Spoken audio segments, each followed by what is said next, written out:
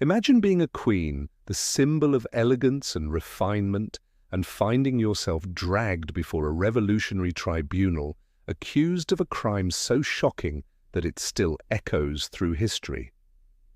Among the many charges hurled against Marie Antoinette, Queen of France, was one so grotesque that it was designed not to prove guilt, but to destroy her dignity forever, the claim that she had committed the unthinkable with her own son.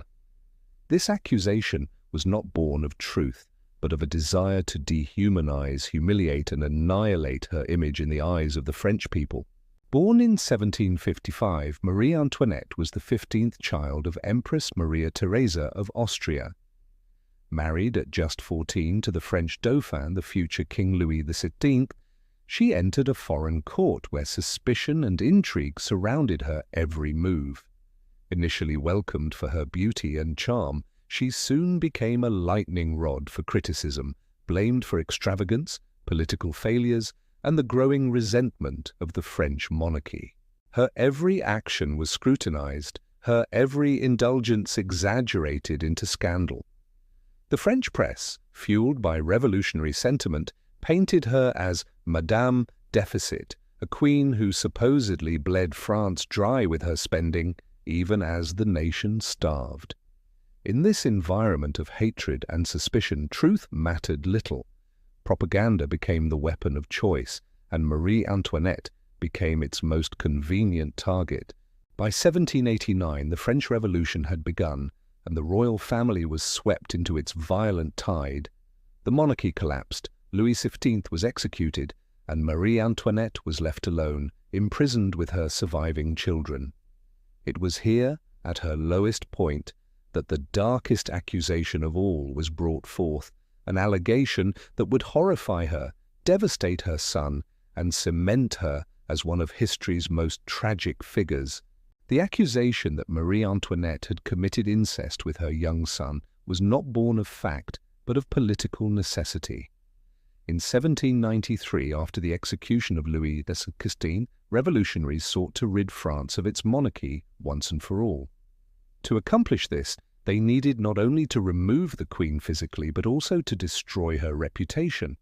By portraying her as a monster, they could justify her death and strip her of any sympathy. In prison at the Temple, Marie Antoinette lived with her surviving children. After Louis XVI's execution, her eldest son, Louis Charles, was declared the new king by royalists abroad, though in reality he was only 8 years old and a prisoner.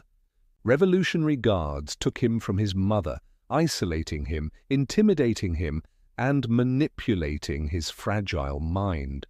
Under pressure and coercion, the boy was forced to sign a statement claiming that his mother had engaged in inappropriate behavior with him.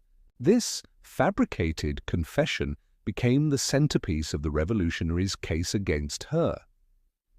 For a people already enraged by tales of her extravagance and frivolity, the idea that she had committed such a crime was the ultimate confirmation of her supposed corruption.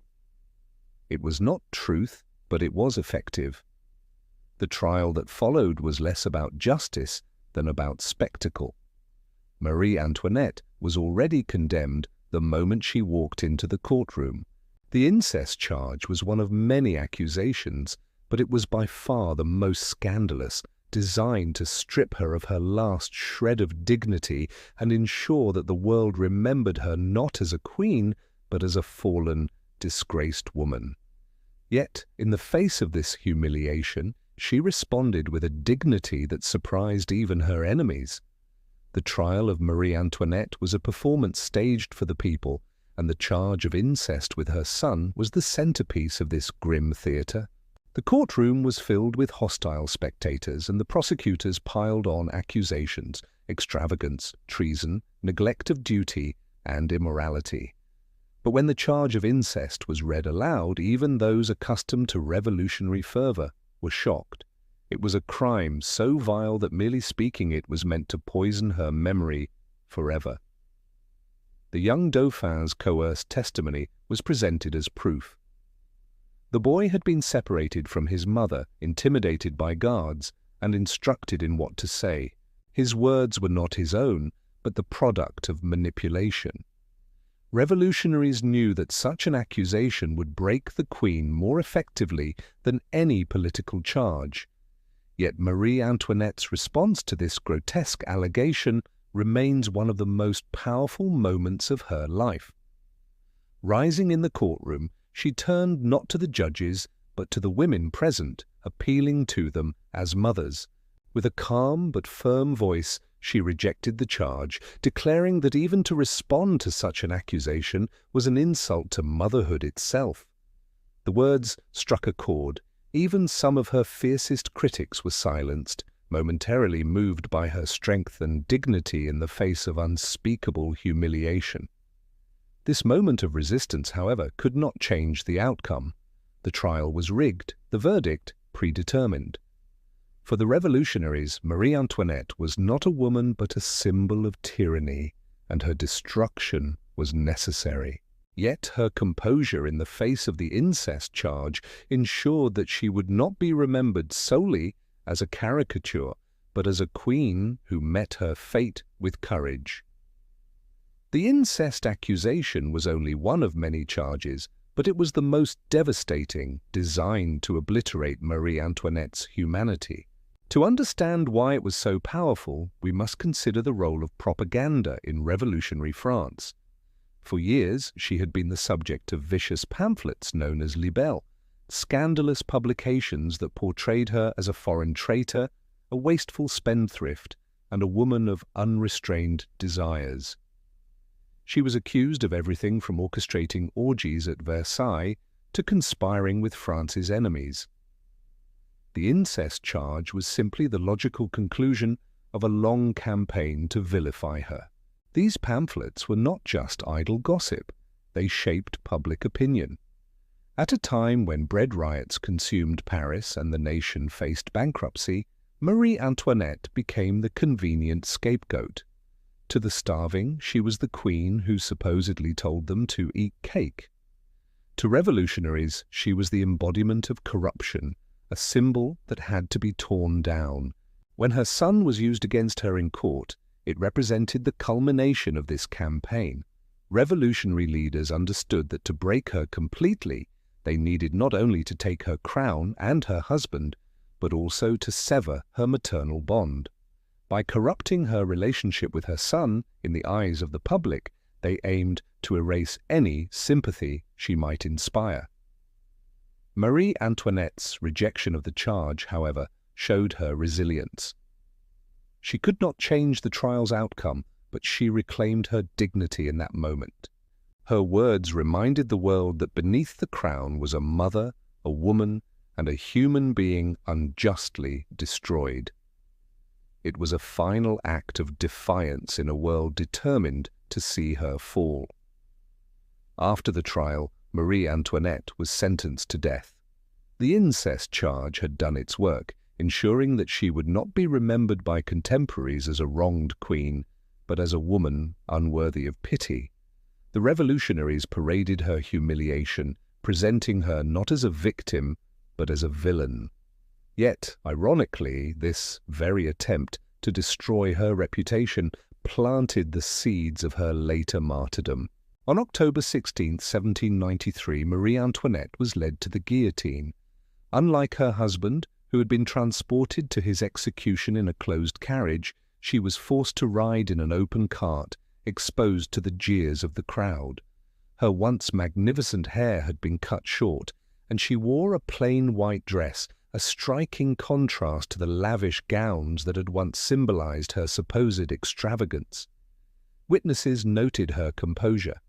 Despite the humiliation, she carried herself with dignity, bowing to those she passed, refusing to allow her enemies the satisfaction of seeing her broken. When she mounted the scaffold, she reportedly apologized to the executioner after accidentally stepping on his foot, a final gesture that revealed her humanity in the face of death.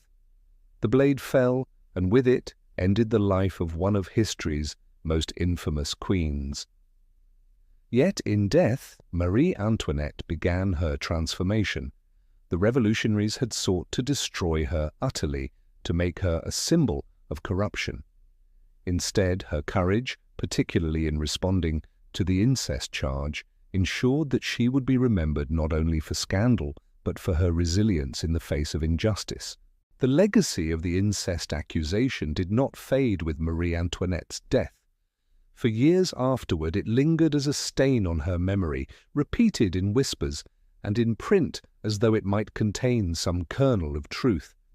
But gradually, historians began to re-evaluate the charge, recognizing it for what it was: a calculated attempt to dehumanize a queen already condemned. The manipulation of her son, Louis XVI, stands out as one of the most cruel aspects of the entire affair. The boy, barely 8 years old, was imprisoned in conditions that destroyed him physically and mentally. Isolated, mistreated, and indoctrinated, he became a pawn in the revolutionaries' game. His coerced testimony against his mother was not only false, but left him broken.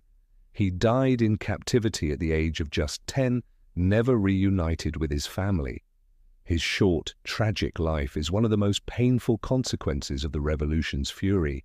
As for Marie Antoinette, her reputation began to shift in the centuries that followed. While the pamphlets of her time had painted her as a villain, later generations saw her more as a victim, an Austrian princess thrust into a foreign court, vilified for circumstances beyond her control, and ultimately destroyed by forces larger than herself. The incest charge, once a mark of shame, became evidence of the cruelty and injustice she endured. Through this transformation, Marie Antoinette became a symbol not only of monarchy's downfall, but of resilience in the face of unimaginable humiliation.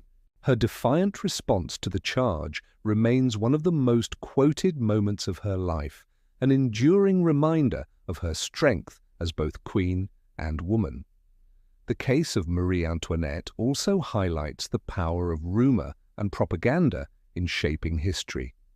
The incest accusation was never about truth, it was about perception. Revolutionary leaders understood that the masses could be swayed not by facts, but by scandal. By presenting the queen as depraved, they justified her execution not merely as a political necessity, but as a moral obligation. This tactic was not unique to her. Throughout history, powerful women have often been targeted with accusations of sexual misconduct as a way to undermine their authority. In Marie Antoinette's case, the charge of incest was particularly effective because it attacked her most sacred role as a mother. In a society that valued motherhood as a central virtue, accusing her of corrupting her child struck at the very core of her identity. The irony, of course, is that Marie Antoinette had always been devoted to her children. Letters and accounts from those close to her describe her as a caring mother, deeply attached to her son and daughters. The image of her as a heartless, immoral queen was a fabrication, yet it stuck because it served the revolutionary cause. Over time, this very distortion of her character has made her a figure of fascination.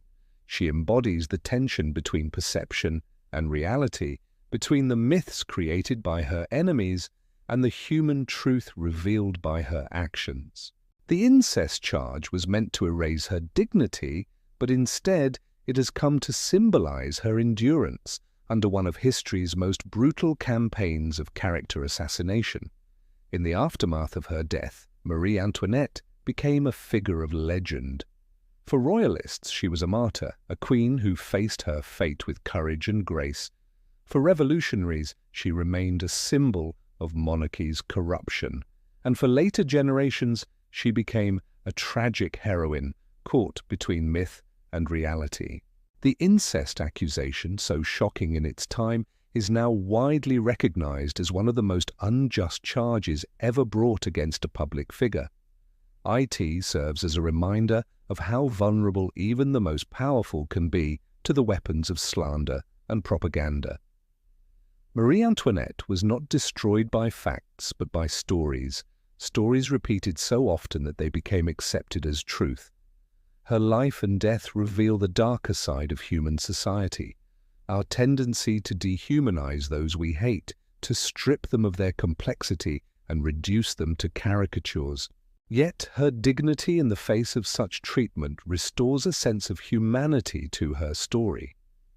She was a queen, yes, but also a woman, a wife, and above all, a mother, cruelly separated from her children and condemned by lies. Today, historians strive to separate the myth from the woman. While her extravagance is undeniable, so too is the injustice she suffered. The incest charge has become less a stain on her reputation than an indictment of the cruelty of the revolutionary regime. In remembering it, we are reminded not of her guilt, but of her resilience. The tragic story of Marie Antoinette continues to resonate because it speaks to universal themes: power, propaganda, motherhood, and injustice. The charge of incest was shocking not because it was believable, but because it was unbelievable. It revealed the depths to which her enemies would sink to destroy her. Her response, however, ensured that she would not be remembered solely as a fallen queen, but as a woman who faced her darkest hour with strength. When she appealed to the mothers of the courtroom, she reclaimed her identity not as a villain, but as a mother fighting for her dignity. In that moment, she turned the tables, exposing the cruelty of her accusers and reminding the world that even queens are human. The fate of her son adds another layer of tragedy. Louis Charles, the boy used to condemn his mother, would never escape his role as a pawn. His short life symbolizes the revolution's ruthlessness, a child sacrificed to the cause of political vengeance. Together, their stories embody the human cost of revolution, where ideals of liberty and equality were pursued at the expense of compassion and justice. Marie Antoinette's legacy is therefore not simple. She was both a queen of privilege and a victim of cruelty. She embodied the extravagance of Versailles, but also the dignity of a woman unjustly destroyed. The incest charge, intended to erase her humanity, instead ensured that she would be remembered as one of history's most tragic figures. The accusation of incest against Marie Antoinette was one of history's most grotesque acts of character assassination. It was never about truth, but about power, never about justice, but about humiliation. By weaponizing her role as a mother, revolutionaries sought to annihilate her dignity and erase her humanity. Yet in responding with courage and composure, she turned this final humiliation into a moment of defiance. Her story reminds us that history is not only written by victors, but also shaped by lies, propaganda, and perception. Marie Antoinette became a scapegoat for France's suffering, her life twisted into a cautionary tale of monarchy's excess. But in her final days, she reclaimed her voice, meeting her fate with a strength that has inspired generations since. The incest charge, meant to dehumanize, instead humanized her. It revealed her as a mother, unjustly accused, standing against the cruelty of a world determined to destroy her. Today she is remembered not just as the queen who fell at the guillotine, but as a symbol of resilience in the face of unimaginable humiliation. Her life and death remain among the most haunting stories of history, reminding us that even in the darkest of times, dignity can endure. Marie Antoinette was accused, condemned, and executed, but through her composure, she became more than a victim.